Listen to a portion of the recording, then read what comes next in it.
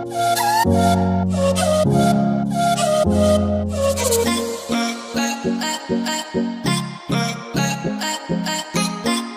پښتنو باندې اخر څه چل شوی داسې څه شرک پرې راوغورځېدو چې پښتون خو هغه قوم و چې هغه به پوره پکې یادېدو پوره دنیا به د پښتون نه یادېده خو نن د پښتون نه هغه بې غیرته قوم څاڅ شوی دی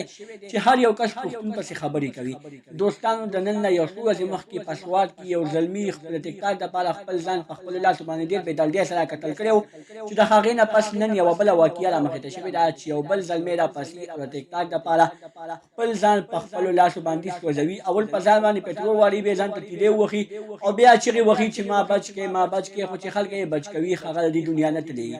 دوستانو داسې جهالت ولې خور شو داسې جهالت چا راوستو چې پښتون قوم یې تباه او برباد کړو. که چېرې تاسو د دې پوره معلومات باره کې ځان خبرول غواړئ چې دا واقعه په کوم ځای کې رامخې ته شوې ده که اوسه پورې چا زموږ د چینل مخه نه وي سبسکرایب کړې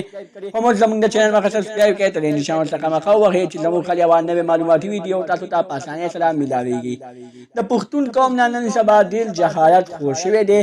ځکه چې پښتون قوم نن سبا چې کومه هم نوې پټنه روزي هغه اول په پښتنو کې روزي بیا یې وروسته نور خلک استعمالوي. د ټیک ټاک په وجه په پښتونخوا کې ډېر زیات مړي وشول. د نن نه یو څو ورځې مخکې په پښتونخوا سوات علاقه کې یو بل زلمی د ټیک ټاک په وجه باندې ډېر بې دلدۍ سره قتل شوی و چې نن یوه بله ډېره دردناکه واقعه رامخې ته شوې ده چې نن په پېښور کې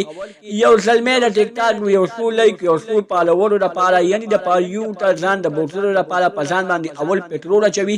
او بیا په خپلو لاسو باندې خپل ځان سیزي او بیا چغې وهي چې ما بچ کړې ما بچ کړې زما نه دې نه زیاته غټه کوتاهي شوې ده. دوستانو دې زلمي اخر داسې کار ولې وکړو دې زلمي د یو څو لایک یو څو فالوورو دپاره داسې کار وکړو چې دی به پاریو ته لاړ شم خو هغه زلمی د پاریو په ځای باندې هغه دنیا ته لاړ چې هغه دنیا یې ځان نه تباه او برباده کړله. دوستانو چې کوم کس خودکشي وکړي ویلی کېږي چې هغه به تر قیامته پورې هغه رنګې حرکت کوي ځان باندې به پټرول اړوي ځان ته ماچس وهي او هغه سخت توپې تر قیامته پورې تېرېږي. دوستانو موږ ته پکار دي چې موږ د ټیک ټاک نه بایکاټ وکړو موږ د ټیک ټاک نه توبه وباسو او موږ خپل پښتانه بچي د دې نه بچ کړو. دوستانو دا وه زموږ نننۍ ویډیو که زموږ دا ویډیو هم خوښه شوې وي زموږ د چینل هغه سبسکرایب کړئ ترې نشان ورڅخه مخه ووهئ چې زموږ خل یوه نوې معلوماتي ویډیو تاسو ته په اسانۍ سره میلاویږي.